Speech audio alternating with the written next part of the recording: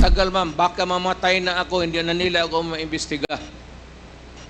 So I'm asking the ICC through you na magpunta na sila dito bukas, umpisahan na nila ang investigation. And if I am found guilty, I will go to prison and rot there for all time. Tama ba na tawagin po itong Davao model or Davao style, Mr. Chair? I cannot control the semantics. Mr. Chair, yes of or the no? Metaphor. Davao style. Do not ask me to answer yes or no. You are not an investigator. Mr. Chair, tayo po ay nasa investigasyon kasalukuyan, Yes, Mr. but you Chair. are not an investigator. Why are you asking me to answer Mr. Chair, yes or no? tinatanong ko lang naman, Chair, point of Session order. suspended. Chair, yung reminders no na hindi magsabi ng pagmura siguro kasi sanay po yung nakaraan kahit po sa Senate hearing may mga ganun ano. Respeto naman sa atin dito and sana po concise sa pagsagot kung ano lang ang tanong, yun din lang ang sagot at mag-defer ng i-defer ang mahahabang explanation kasi nakikita nyo naman, Mr. Chair, madami talagang gustong magtanong ngayon eh. Kaya sana po ganun yung ano, no? And simple lang naman po yung mga tanong ko. It has to do with the, kung ano din yung mga sinabi ng dating Pangulo doon sa Senate hearing. Yan, Mr. Chair. First, yung observed decorum. Tapos, syempre, tulad po ng sinabi ni Chairman Abante, hindi po tayo mangingimi na mag-point of order kapag nilabag po itong mga ito. Yon. Now, Mr. Chair, I would like to direct my questions, Mr. Chair, to Rodrigo Duterte. Mr. Chair, noong October 28, sinabi ni dating Pangulong Duterte, under oath, sa harap ng Senado, and I quote, I and I alone take full legal responsibility sa lahat na nagawa ng mga pulis. Pursuant to my order, ako ang managot. At ako ang makulong, wag yung pulis na sumunod sa order ko.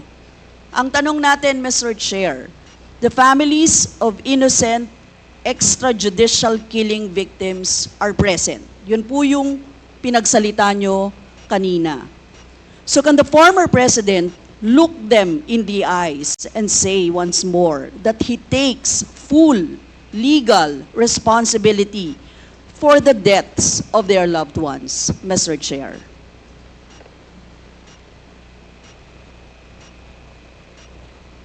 Mr. President, can you, What's the question? what is the question?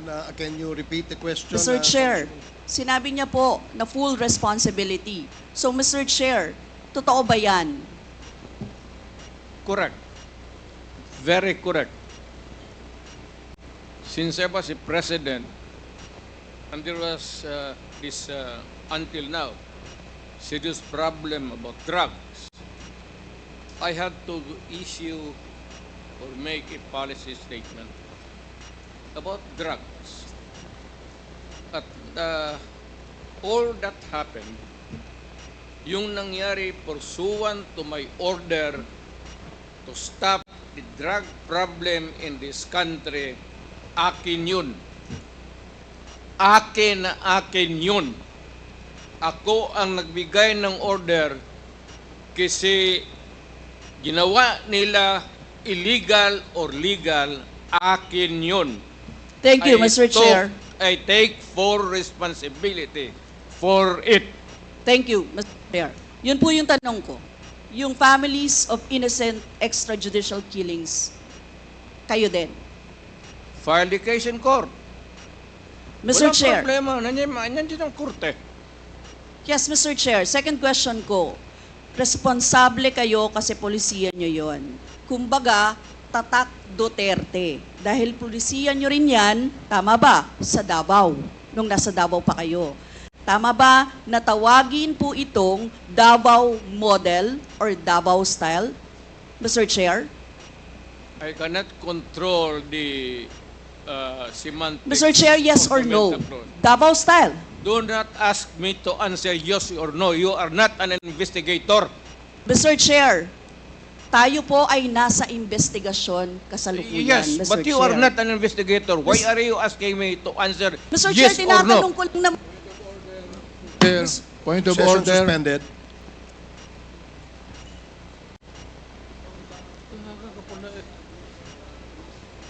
Point of order, Mr. Chair. Ano ka, pulis? Point of order, Mr. Chair. The session is suspended for the meantime, so please, let's take time to calm things down, okay? Para ho maayos ang ating hearing sa ngayon.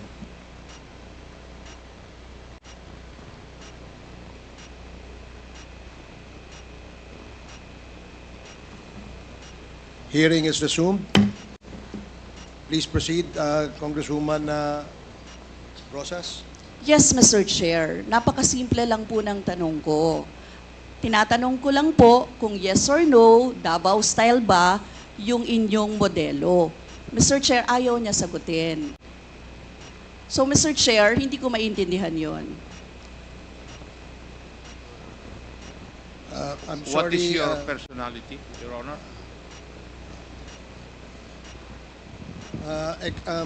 If I may, Secretary Bello, we normally, the committee does not allow the counsel of the witness to speak because the role of the counsel is limited only to counseling his client on his rights. Hanggang doon lamang po. But we cannot ask you to answer any questions that will be asked by any of the members. And that is what Thank you, is Your in the Honor. rules. Thank you, Your Honor. Actually, I'm not answering the question of Congresswoman Rosas, Your Honor. My point is, Your Honor, to allow the resource person to finish his answer. Okay, we will do that. Thank you, Attorney Bello. Thank you, Your Honor. Thank you. Congressman Brosas, maybe it is perhaps the former president would like to elaborate on his answer. We may ask questions that is answerable by yes or no, and as much as possible, we would ask the resource person to say only answer yes or no. But if he wishes to elaborate, and as long as it is germane and related to the answer to your question, we will allow that. But Yes. we will make it very, very short. Yes, Mr. Chair. Pwede namang mag-expound, Mr. Chair. Ang tinatanong ko lang, sa particular question na yon, maaari naman siyang sagutin ng yes or no. And then the explanation, Mr. Chair. Opo, opo. Mr. Do Pres- not control my answer, kung Your Honor. This is not an inquisition. This is a democratic process of investigation. Okay, thank you, Mr. President. Sana po, if there are questions that will be propounded by the members, hopefully, medyo, kung gusto po natin mag-elaborate, we will allow that, provided that kung maaari po sanang iksian lamang po natin nang sa ganun, no, malinaw. And for the members who wish to ask questions that are answerable by yes or no, please make the questions very clear para ho masagot po ng yes or no, Your Honors. So I hope para ho maayos yung ating patakbo ng ating hearing sa ngayon. So please proceed, Congresswoman Brosas. Yes, Mr. Chair. Mr. Chair, ang tanong ko, sinasabi nyo rin na ang war on drugs ay talagang utos nyo. Diba? Pag sinabing war on drugs, Duterte yan. Sa inyo na nadikit yan. Unless, eto po, tanong na pwede nyo i-expound. May iba kayong gustong itawag doon? Meron po ba kayong gustong ibang itawag doon? Wala na po. Sabi ko, I assume full responsibility for whatever happened in the actions taken by the law enforcement agencies of this country to stop the drugs or the serious problem of the drugs affecting our people. Mr. Chair, next question.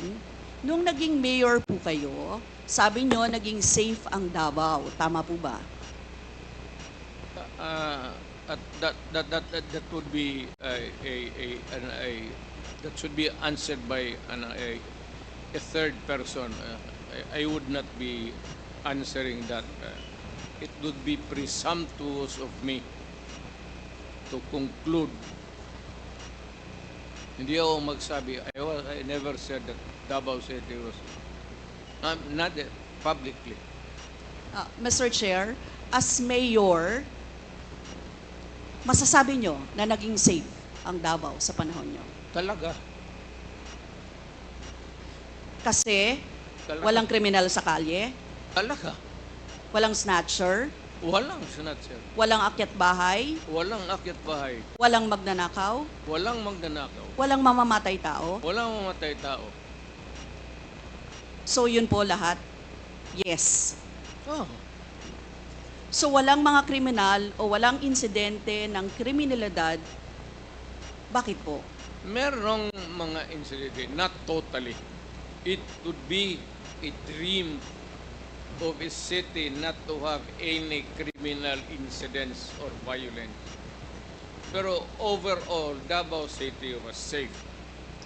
If the test or standard would be that a citizen of the city can walk all over the city and men and children can go home safely, unmolested, undisturbed. That was the standard that I gave to the police of Davao City. Mr. Chair, I would like to ask, no? Hindi ba nagkandamatay sila sa panahon na yon? Marami po. Sino-sino po ang mga pumatay? Wala akong listahan yan, ma'am. We have to go to the tawag nito. Hindi ko bit-bit. Ang bit-bit ko lang ho yung hindi. Mr. Chair, I would like to ask again, no? Sa inyo po na karanasan, kayo mismo ba pumatay? Ako? Marami. Mga 6 o 7. So Aywan what- ko kung natuluyan yung hindi ko na follow up sa ospital kung natuluyan. Quote ko lang, ipaalala ko ulit, Mr. Chair, kasi mula din ito sa Senate hearings, ano? I-quote ko lang po kayo, in Davao, I used to do it personally, just to show to the guys that if I can do it, why can't you? Correct. Sinabi niyo po yan sa mga business leaders sa meeting sa Manila. At kung paano niyo ginode ang mga police officers to gun down suspects. Tama po ba? Yes, if they present a violent resistance. That's the only thing there.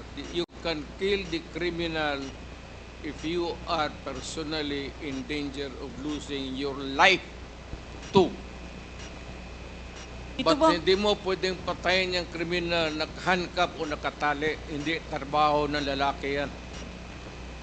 ito pong second, Mr. Chair, na quote, kayo rin ito. And I'd go around in Davao with a motorcycle, with a big bike around. And I would just patrol the streets looking for trouble also. Manila Times po ito. I was really looking for a confrontation so I could kill. Sinabi niyo po ito. Yes. Nagdadasal po ako na nagmumumtor ako na may mag-hold upper dyan. At kung maabot na kita, talagang patayin kita. At kung basta kriminal ka, wala akong pasensya sa kriminal. Pagka lumaban, patayan. So, Mr. Chair, kanina po kasi sinabi ni Duterte na he takes full legal responsibility. Yes. Siya ang mananagot at Yes. makukulong sa ginawa ng mga kapulisan. Yes.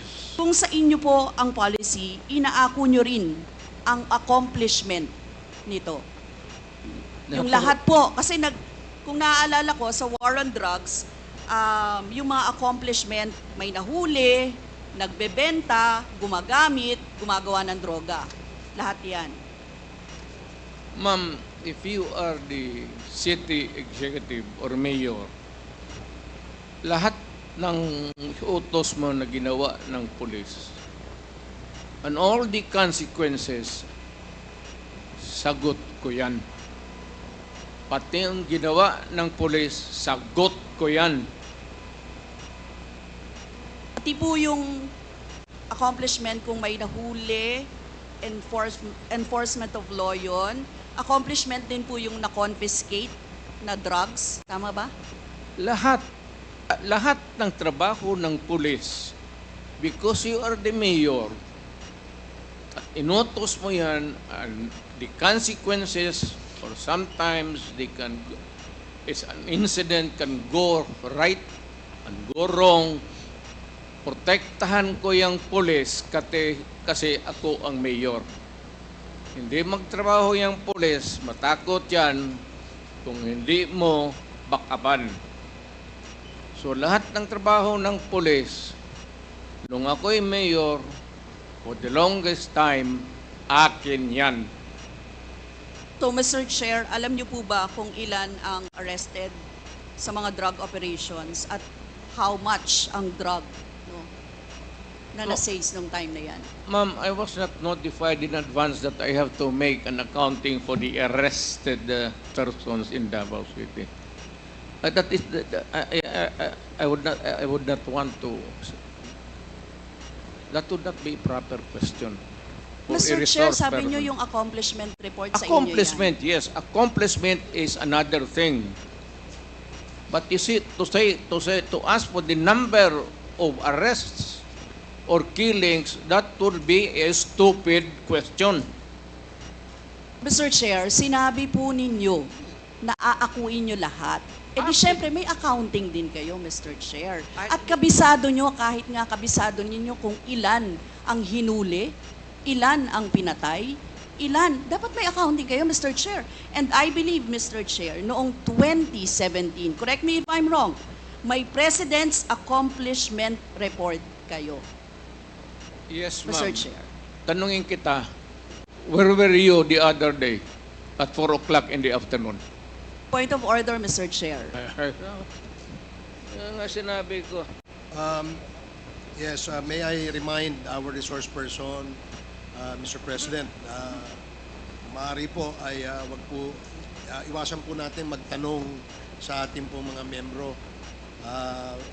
Please answer the questions lamang po at refrain from asking questions to the members of Congress. Yan po ang nakasaad sa ating rules. Please continue, Congresswoman Brosas. Thank you, Mr. Chair. I'm sure alam po yan ng former President kasi siya ay naging miyembro din ng Kongreso, Mr. Chair. Yes. Yes, Mr. Chair, 2017 President Accomplishment Report meron, sinabi nyo rin naman. Ngayon, Mr. Chair, kung ganon, handang mag-cooperate ba ang dating Pangulo sa lahat ng investigations na gagawin, Mr. Chair? All investigations. What do you mean by lahat? How many investigations do you think that I have to participate? Point of order again, Mr. Chair. That's a 1 minute suspension. walang pre.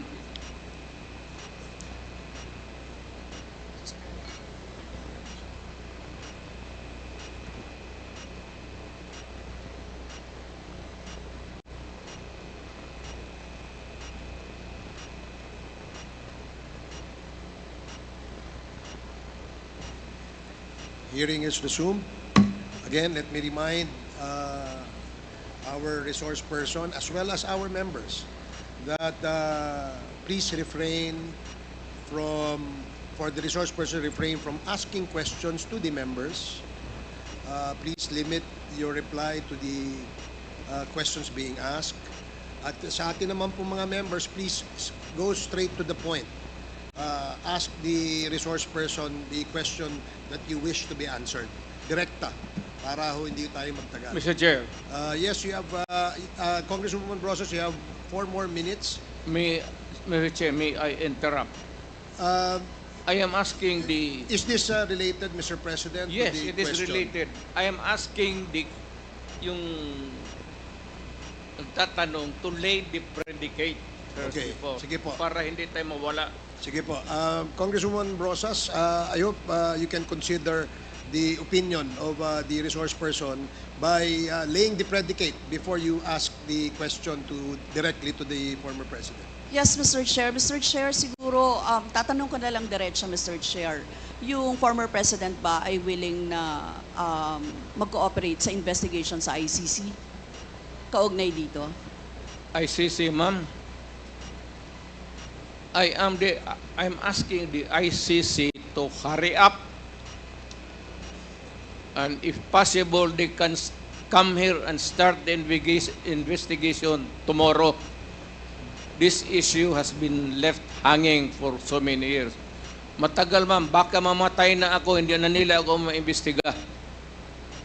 So I'm asking the ICC through you na magpunta na sila dito bukas, umpisahan na nila ang investigation. And if I am found guilty, I will go to prison and rot there for all time. Mr. Chair, balikan ko lang yung isa ko pang tanong, Mr. Chair. Ito sa Senate hearing dito, Mr. Chair. Sinabi ni former President Duterte, encourage the criminals to fight.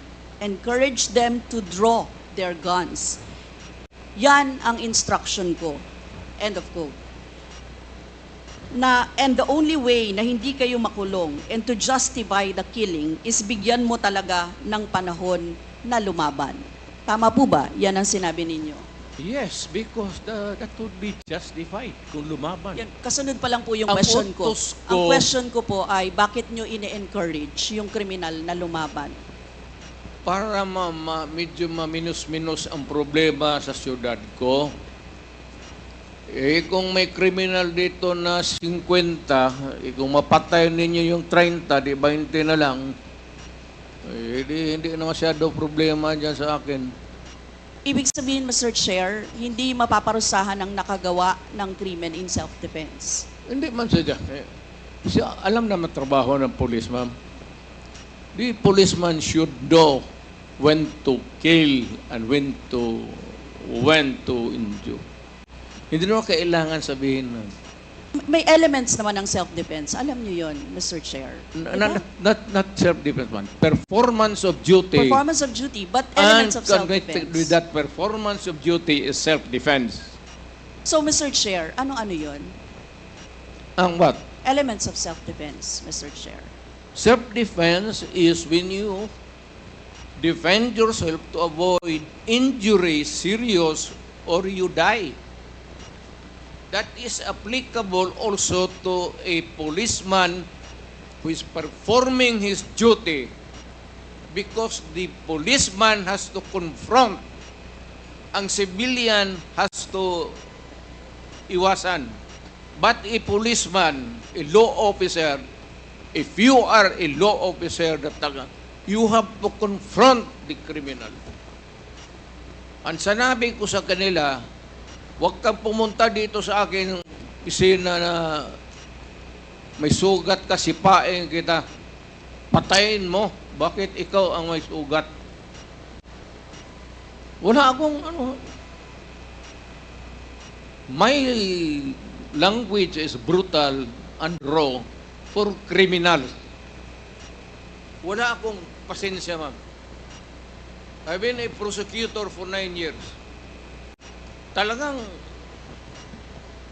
sinabi ko, pag hindi na mahinto yan, patayin mo na yan. Huwag mo nang pabalikin yan dito sa opisina ko. Thank you, really Mr. want Chair. to know the truth. Ganon. Last 2 questions, Congresswoman Brosas. Yes, Mr. Chair. Mr. Chair, gusto ko lang sabihin na sa elements of self-defense, first, dapat unlawful aggression. Second, reasonable necessity of the means employed to prevent or repel it. And third, lack of sufficient provocation on the part of the person defending himself. Mr. Chair, now I would like to direct my question to sa victims po, si Christina siguro at si Lori or si Mary Ann, ano? Mr. Chair, ano po yung sirkumstansya or kalagayan ng mga nangyari sa pagkapatay ng inyong mga mahal sa buhay, Mr. Chair? Hanggang ngayon po, mahirap pa rin po sa kalooban namin. Ang mahirap lang dun kasi yung mahirap ka na tapos may mga pinagdadaanan ka pa po na ganito na hindi basta-basta na nahihimpasan ng ano, kumbaga araw-araw, puro sakit ng loob, dasal, kung ano ba yung pinaglalaban namin ito. Salamat Mr. po. Chair, tatanong ko lang, ang susundan ko lang yung tanong ko. Ang tanong ko kasi ay, nagkaroon ba ng self-defense? Parang ganyan eh, di ba? Ang Nanlaban. nangyari. Nanlaban ba yung Yun po inyong... ang sinabi nila sa akin na nagkamotor po yung bata na wala namang motor na hindi marunong magmotor. Yung pong nanlaban, yun po yung sinabi nila sa akin na nakipag-anuhan po daw ng baril. Pero ano ang nalaman ninyo sa investigasyon? Laban ba? Well, Meron bang unlawful aggression? Meron bang reasonable necessity para i-employ or i-prevent or i-repel yun? Meron bang lack of sufficient provocation mula sa parte ng tao na dinidepensahan yung sarili niya? sa lahat po ng mga nalaman ko po, dahil wala na rin naman akong ganun kaalaman ng ganyan po, lahat po yun gawa-gawang kwento po at wala rin pong napakitang ebidensya na nagsasabi ng katotohanan na nanlaban po yung bata. Si Nanay Lori siguro.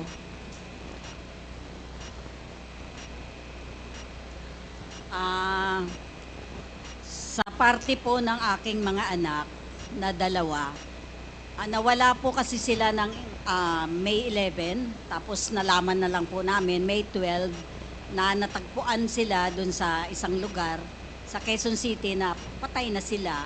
Kaya kumbaga, doon sa balita, yun yung napanood ng anak ko na sabi nga daw ay police operation. Pinaghahabol daw sila ng mga pulis hanggang sa nahuli sila at pinagbabarel. Yun po, kasi kukuha lang naman ng lisensya itong kuya, si Crisanto, kasi isa po siyang security guard. Kumuha lang siya ng lisensya noong May 11, pero hindi na ho siya nakabalik. Tapos kinabukasan ho, yun na panood na siya sa isang news sa TV na yun nga, natagpuan na sila na patay na. Tapos yun, pinaghahanap na po namin. Si Nanay Mary Ann. Yung time po nung pinas lang yung mag-ama ko, sa totoo lang, planado po ng mga pulis yun, na pumatay po sila. Ang hinahanap po nila, hindi po yung mag-ama ko, yung kapatid ng asawa ko. Nasa police report po nun. Halos planado po nila, nandyan na po yung soko, andyan na yung punerarya, na halos sa amin bilang mahihirap, wala kaming magawa. Halos talagang yung ginawa ng mga opisyal ng mga kapulisan na imbis na magtiwala kami, nawalan kami ng tiwala. Halos sa tingin po namin parang mga na po sila. Hindi na po nila ginagampanan yung mga obligasyon nilang bilang mga pulis. Kaya yung time na yon, hindi po makatawo yung ginawa nila sa aming mga mahihirap. So sa tingin niyo po hindi nanlaban? Hindi po. Sa liit po ng bahay po namin, halos 3x3 lang po yung bahay namin. Kwarto lang po. Wala pong mga barilang mag-ama ko. Halos nakaload na po yung mag-ama ko nung time na yon. Paulit-ulit po kami nagmamakaawa. Pero pinaslang pa rin po yung mag-ama ko. Thank you, Mr. Chair. That would be all. Thank you. Lumalabas doon na may mga excesses talaga at mga violations na naganap, Mr. Chair. Mr. Chair, thank you, Mr. Chair. And siguro, Mr. Chair, for the next round of interpellations, pwede pong palista ulit. Maraming salamat, Yes, Mr. opo. Chair. Meron po tayo